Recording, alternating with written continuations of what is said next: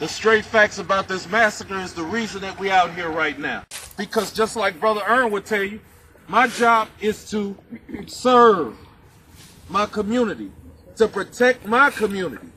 And you don't know who you're going to run into when you're serving your community and working along your community and working alongside of your community.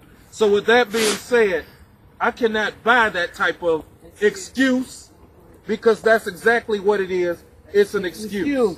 When you hear of an officer who has Marine training, like Officer Brelo has, an officer who came back and had double that training from the police department of Cleveland, there are no type of way accountable that you can make good sense out of his assessment. His assessment is he came because he needed to get cover, get out of the line of fire, and he was in fear. There we go again. In fear for his and his partner's safety. So, no Marine training whatsoever. If you go online, if you go anywhere, there's no Marine training that tells a Marine or somebody in the armed forces to give up your cover. Your cover. To get out from behind a vehicle.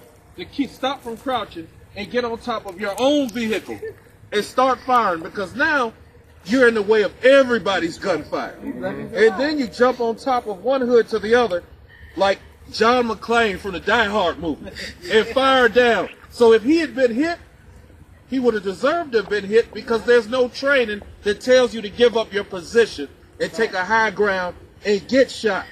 That's the number one thing that I find problematic. Number two, when you look at those records, so many of those officers had prior complaints of racism, making racist comments, entering places without a search warrant. Oh my goodness. As a matter of fact, we'll go back and say last, I guess we'll say late Thursday night or early Friday morning, however you want to put it, Crazy Horse Saloon. Last week. Who is it? Detective Christopher Eric was one of 3 officers that was at the Crazy Horse Saloon.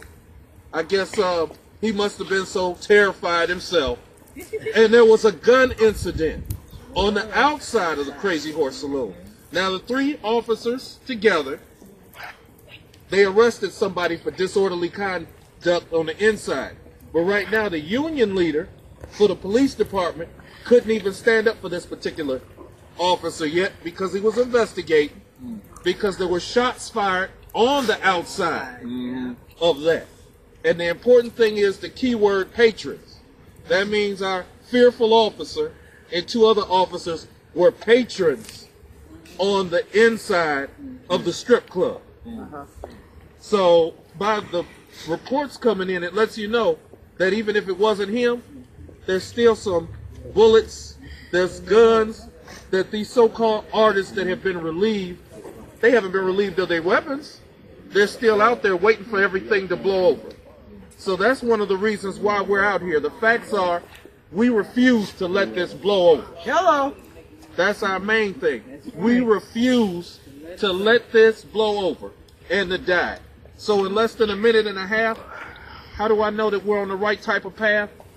It's because we've been visited by people such as Blaine Griffith. Hello. Preach now.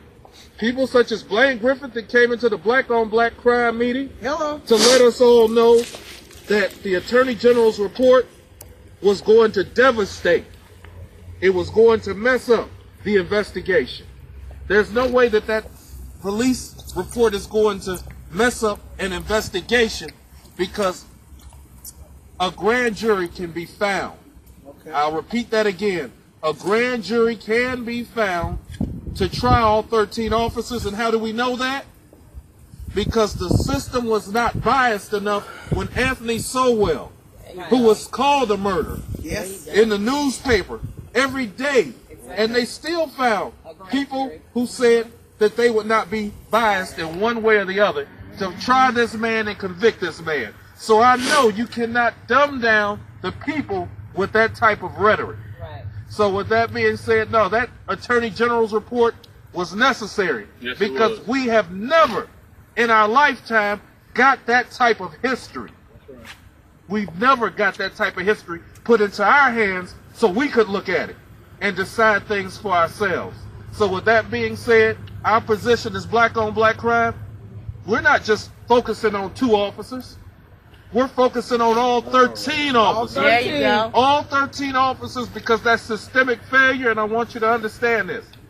All of those officers decided to come through here. That's right. They decided to ignore, because as one officer said, where one goes, we all go. Yeah. We're going to make sure we all come home. So no matter what is said, they are unafraid of the current mayor. They're unafraid of their current police chief.